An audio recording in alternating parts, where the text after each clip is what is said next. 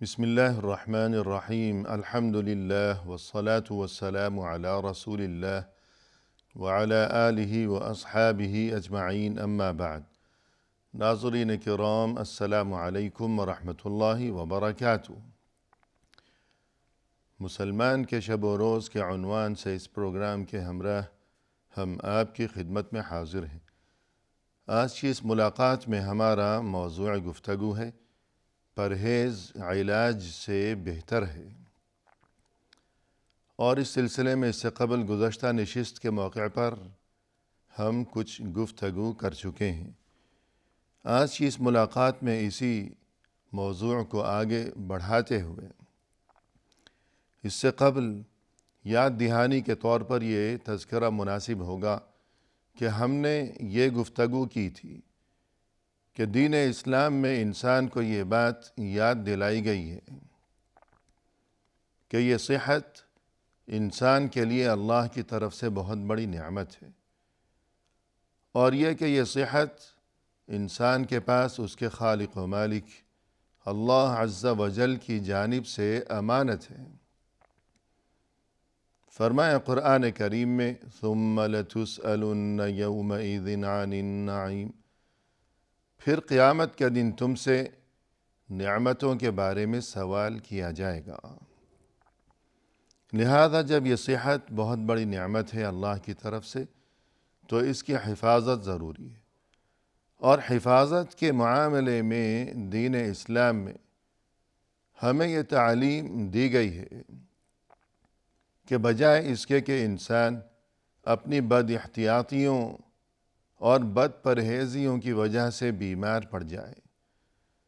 تو اس کے بعد وہ کوئی فکر کرے، علاج کے بارے میں بھاگ دوڑ کرے، جستجو کرے، تو ایسی نوبت آنے سے پہلے ہی ہمیں حکم یہ دیا گیا ہے کہ احتیاطی تدابیر کو اختیار کیا جائے۔ ہر قسم کی بد پرہیزی سے انسان مکمل گریز کیا کرے۔ مثلا دین اسلام میں نظافت یعنی صفائی ستھرائی کا اور طہارت کے اہتمام و التزام کا نہایت تاکید کے ساتھ حکم دیا گیا ہے، یہاں تک کہ نماز جو کہ دین اسلام میں سب سے اہم ترین عبادت ہے، نماز جو کہ تمام عبادات میں سب سے پہلے فرض کی گئی ہے، لیکن نماز کی صحت کے لیے طہارت اولین شرط ہے کہ وضو کا حکم دیا گیا، اور وضو کے دوران انسان اپنے جو اعضائے وضو دھویا کرتا ہے کہ وضو کے دوران چہرہ دھونا، بازو دھونا، پاؤں دھونا، سر کا مسح، اور یہ کہ کلی اور ناک میں پانی، تو یوں یہ جو اعضاء کو دھونے کا عمل ہے ہر روز پابندی کے ساتھ دن میں 5 بار، اور اس سے بھی زیادہ اگر کوئی وضو کرتا ہے تو اور اچھی بات ہو جائے گی کہ نفل عبادات کا بھی اگر کوئی اہتمام کیا کرتا ہو اور اس مقصد کے لیے وضو کیا کرتا ہو، بلکہ باوضو ہمیشہ ہی باوضو رہنے کی بہت بڑی فضیلت وارد ہوئی ہے دین اسلام میں۔ تو وضو کا جو حکم دیا گیا تو وضو میں نظافت ہے، طہارت ہے، اور نظافت اور صفائی میں بیماریوں سے بچنے کا اور محفوظ رہنے کا پیشگی انتظام ہے۔ اور مزید یہ کہ وضو کے بارے میں ہمیں دین اسلام کی یہ تعلیم نظر آتی ہے کہ ترغیب یہ دی گئی ہے کہ انسان مسجد میں وضو کرنے کی بجائے گھر میں وضو کرے، کہ مسجد میں وضو خانہ تو ان لوگوں کے لیے ہے کہ مثلا کوئی مسافر ہے، کوئی راہگیر ہے، پردیسی ہے، لیکن وہ لوگ جو کہ محلے دار ہیں، کہ مسجد کے قریب ہی کسی کا گھر ہے یا کسی کی دکان ہے یا کوئی بھی معاملہ ہے، تو ایسے لوگوں کے لیے یہ تعلیم دی گئی ہے اور یہ ترغیب دی گئی ہے کہ بہتر یہ ہے کہ وہ اپنے گھروں سے وضو کر کے آیا کریں، نہ یہ کہ مسجد میں پہنچ کر وضو کریں اور یہ کہ رش لگائیں، وہاں چھینٹے اڑائیں اور وہاں کیچڑ بناتے رہیں، تو ایسا کرنے کی بجائے کہ جب سب ایک جگہ جمع ہوں گے، چھینٹے اڑائیں گے اور کیچڑ وہاں بنائیں گے تو بیماریوں کے پھیلنے کا اندیشہ ہوگا۔ جیسا کہ وہ حدیث کہ جس میں رسول اللہ صلی اللہ علیہ وسلم نے فرمایا کہ جس کسی نے اپنے گھر میں وضو کیا پھر وہ مسجد کی طرف روانہ ہوا نماز کے لیے تو اس کی خطائیں اس کے جسم سے دھل جائیں گی، یہاں تک کہ حتی تخرج من تحت اظفاری، اس کے ناخنوں کے نیچے سے بھی اس کے گناہ نکل جائیں گے، دھل جائیں گے، صاف ہو جائیں گے۔ کس کے گناہ؟ اس کے گناہ کہ جس نے گھر میں وضو کیا پھر وہ مسجد پہنچا ہے نماز کے لیے۔ اسی طرح یہ جو متعدی قسم کے امراض ہیں، تو اس سلسلے میں بھی ہمیں یہ بات ذہن نشین رکھنا ضروری ہے کہ جس کسی کو کوئی متعدی قسم کی بیماری ہو تو اسے چاہیے کہ وہ کسی مجمع میں نہ جائے، کسی محفل میں نہ جائے، دوسروں سے میل جول کے سلسلے بند کر دے، اور جب مجمع میں اسے جانے سے گریز کرنا چاہیے تو پھر ظاہر ہے کہ مسجد میں بھی اسے نہیں جانا چاہیے تاکہ دوسرے نمازیوں تک وہ مرض متعدی نہ ہو جائے۔ رسول اللہ صلی اللہ علیہ وسلم نے ایک موقع پر ارشاد فرمایا، لا یوردن ممرض علی مصح،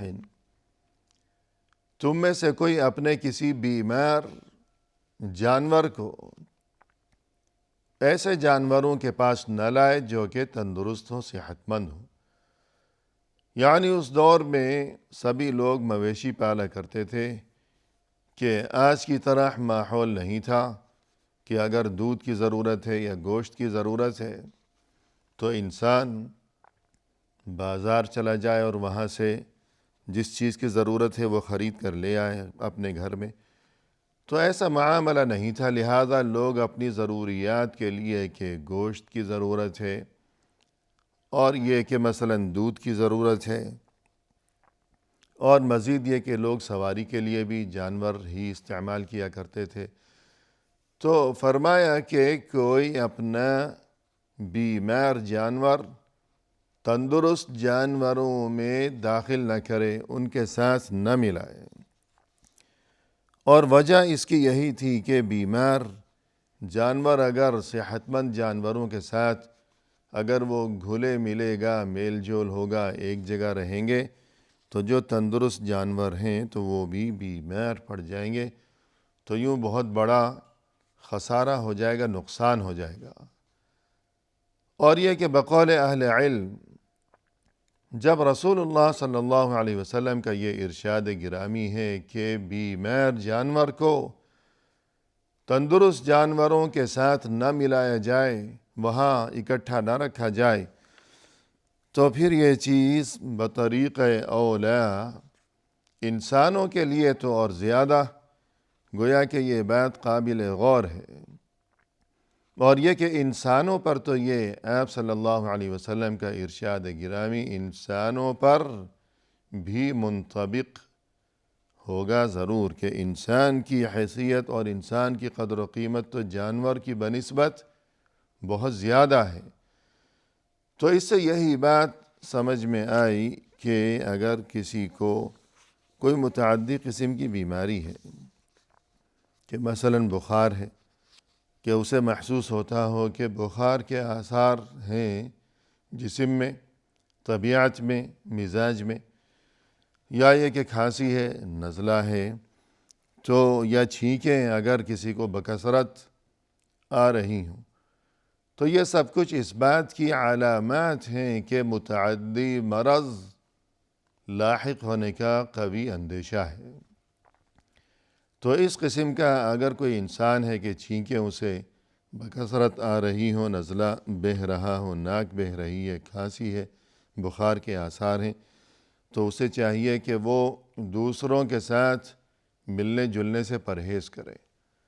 ایسی جگہ نہ جائے کہ جہاں بہت سے لوگوں کا مجمع ہو، اجتماع ہو۔ اور یہ کہ سب سے اہم ترین بات یہ کہ مسجد میں جانے سے گریز کرے کہ وہاں نمازی ہیں، تو یوں نماز با جماعت ہے۔ اور یہ کہ جمعے کی نماز کا جو اجتماع ہے تو وہاں حاضری سے وہ وقتی اور عارضی طور پر پرہیز کرے، اجتناب کرے، یہاں تک کہ اللہ کی طرف سے اسے انشاءاللہ صحت و تندرستی جب نصیب ہو جائے گی تب وہ دوبارہ اپنا یہ سلسلہ مسجد میں حاضری کا اور جمعے کی نماز میں حاضری کا سلسلہ انشاءاللہ اسے پھر نصیب ہو جائے گا۔ اور اس سلسلے میں ایک اہم بات یہ کہ پریشانی کی کوئی بات نہیں ہے۔ کوئی یہ نہ سوچے کہ ہمیں یہ کیا مشورہ دیا جا رہا ہے اور ہم پر یہ کیوں پابندی لگائی جا رہی ہے، اور یہ کہ اگر مجھے بخار ہے، نزلہ ہے، زکام ہے، کھانسی ہے، چھینکیں آ رہی ہیں تو کیوں یہ فلاں مجھے یہ اس قسم کی نصیحتیں کر رہا ہے کہ آپ فی الحال مسجد مت جائیے۔ تو غمگین اور پریشان ہونے کی ضرورت نہیں ہے کہ مجھ سے نماز با جماعت کا ثواب وہ تو چھوٹا چلا جا رہا ہے، تو ایسی بات نہیں ہے، کیونکہ رسول اللہ صلی اللہ علیہ وسلم کا ارشاد مبارک اس سلسلے میں ذہن نشین رکھنے کی ضرورت ہے۔ فرمایا کہ اذا مرض العبد او سافر كتب له مثل ما كان يعمل صحيحا مقيما۔ صحیح بخاری میں یہ حدیث ہے کہ جہاں اس کا نمبر ہے 2996۔ فرمایا رسول اللہ صلی اللہ علیہ وسلم نے کہ بندہ یعنی بندہ مومن اگر کبھی بیمار پڑ گیا ہو یا اگر کبھی وہ سفر پر روانہ ہوا ہو تو اس کے لیے لکھا جاتا ہے اس عمل کا ثواب کہ جس طرح وہ کوئی اچھا عمل انجام دیا کرتا تھا کہ جب وہ صحیح یعنی تندرست تھا، اور یہ کہ وہ مقیم تھا یعنی مسافر نہیں تھا۔ مطلب یہ کہ بیماری کی وجہ سے یا سفر کی وجہ سے انسان اگر کوئی وہ عبادت انجام نہیں دے پا رہا کہ جس عبادت کو انجام دینے کا اس کا اپنی عام معمول کی زندگی میں وہ پابندی کیا کرتا تھا کہ اس کا معمول تھا، اس کی عادت تھی، مثلا کوئی نوافل ہیں کہ نفل روزے رکھا کرتا ہے، نفل نمازیں پڑھا کرتا ہے، تہجد پڑھتا ہے، یا نماز با جماعت کا معاملہ ہے یا جمعہ کی نماز کا معاملہ ہے، تو بیماری کی وجہ سے یا سفر کی وجہ سے اگر یہ عبادات فی الحال وہ انجام دینے کے قابل نہیں ہے تو اسے رنجیدہ اور غمگین ہونے کی بجائے یہ بات یاد رکھنی چاہیے کہ اس کے لیے یہ عظیم خوشخبری ہے کہ اس کے لیے مسلسل اسی طرح اللہ کے ہاں اجر و ثواب لکھا جا رہا ہے کہ جس طرح بیماری یا سفر سے قبل وہ یہ تمام عبادات انجام دیا کرتا تھا۔ اور اسی طرح جو بیماری سے پہلے ہی پرہیز کی جو ترغیب دی گئی ہے دین اسلام میں، تو اس کی ایک مثال یہ بھی ہے کہ رسول اللہ صلی اللہ علیہ وسلم کا معمول یہ تھا، اور مزید یہ کہ آپ صلی اللہ علیہ وسلم نے اپنے صحابہ کو اس چیز کا حکم بھی دیا ہے کہ چھینک آتے وقت انسان کو چاہیے کہ وہ اپنے منہ کو چھپا لے، ڈھانپ لے اپنے منہ کو اپنے ہاتھ سے یا کپڑے سے، یا آج کل مثلا ٹیشو پیپر استعمال کیے جاتے ہیں، تو کسی بھی چیز سے انسان کو چاہیے کہ جب اسے چھینک آئے تو وہ اپنے منہ کو ڈھانپ لے، تاکہ چھینک کے ساتھ جو ذرات اڑتے ہیں فضا میں تو یہ ذرات بسا اوقات بیماری کے پھیلنے کا سبب بن جایا کرتے ہیں کہ ان ذرات کی زد میں ان حدود میں اگر کوئی انسان موجود ہوگا تو وہ ان ذرات سے متاثر ہوگا، اور اس سے بھی بڑھ کر یہ کہ اگر کوئی انسان وہاں موجود نہیں ہے لیکن وہ چھوٹے چھوٹے ذرات جو کہ نظر بھی نہیں آتے، جب تک وہ فضا میں اڑتے پھر رہے ہیں، یا اگر وہ وہاں کسی چیز پر جا کر ٹک گئے ہیں، گر گئے ہیں کہ سامنے کوئی مثلا ٹیبل ہے، کرسی ہے، میز ہے، یا جو کچھ بھی سامان ہے یا دیوار ہے، تو بعد میں جس کسی کا ہاتھ اگر وہاں لگ جائے گا تو شاید وہ بھی متاثر ہوگا، بیمار پڑ جائے گا۔ اور چھینک کے علاوہ مزید یہ کہ اگر انسان کو کھانسی آ رہی ہو یا جمائی لے رہا ہو تو ایسے تمام مواقع پر انسان کو چاہیے کہ وہ اپنے منہ کو ڈھانپ لے، چھپا لے۔ وجہ وہی ہے کہ پرہیز علاج سے بہتر ہے، کہ بیمار ہونے سے پہلے ہی انسان کو چاہیے کہ پرہیز کیا کرے اور ایسے طور طریقے اپنایا کرے کہ جس طرح دین اسلام میں حکم دیا گیا ہے کہ خود بھی بیماری سے محفوظ رہ سکے اور دوسروں کے لیے بھی بیماری کا سبب نہ بنا کرے۔ اسی طرح فرمائے کہ عن ابن عباس رضی اللہ عنہما ان النبی صلی اللہ علیہ وسلم نہى ان يتنفس في الإناء او ينفخ فيه۔ ابن عباس رضی اللہ عنہما فرماتے ہیں کہ رسول اللہ صلی اللہ علیہ وسلم نے منع فرمایا ہے برتن میں سانس لینے سے، اور اسی طرح برتن میں پھونک مارنے سے۔ یعنی انسان اگر کچھ کھا رہا ہے یا کچھ پی رہا ہے تو ایسا نہ کرے کہ وہ پیتے ہوئے کہ پانی پی رہا ہے تو اندر ہی سانس چھوڑتا رہے اس برتن میں۔ اگر اندر ہی سانس چھوڑے گا تو جراثیم اس پانی میں شامل ہوں گے، پھر اس کے جسم میں جائیں گے، شاید خود بھی بیمار پڑے گا، یا بعد میں اگر کوئی شخص آیا اسی گلاس میں اس نے بھی پانی پیا تو شاید وہ بھی بیمار پڑ جائے گا۔ اور اسی طرح برتن میں یا کھانے میں پھونک مارنے سے بھی منع فرمایا کہ اس سے جراثیم وہاں کھانے میں برتن میں منتقل ہوں گے۔ بہت سے لوگ اپنے بچوں کو کھانا کھلاتی ہیں، بہت سی مائیں، اور ٹھنڈا کرنے کے لیے اس کھانے میں یا جو کچھ بھی ہے، یا پانی ہے، پینے کی چیز ہے یا کھانے کی چیز ہے، تو اس میں پھونک بھی مارتی جاتی ہیں کہ ٹھنڈا ہو جائے اور بچے کا منہ نہ جل جائے۔ تو یہ خلاف ادب ہے، خلاف سلیقہ ہے، تمیز کے خلاف ہے، انسانیت کے خلاف ہے، تہذیب کے خلاف ہے، اور سب سے بڑھ کر یہ کہ دینی تعلیمات کے بھی خلاف ہے، کیونکہ حکم یہ ہے اور تعلیم یہ ہے کہ پرہیز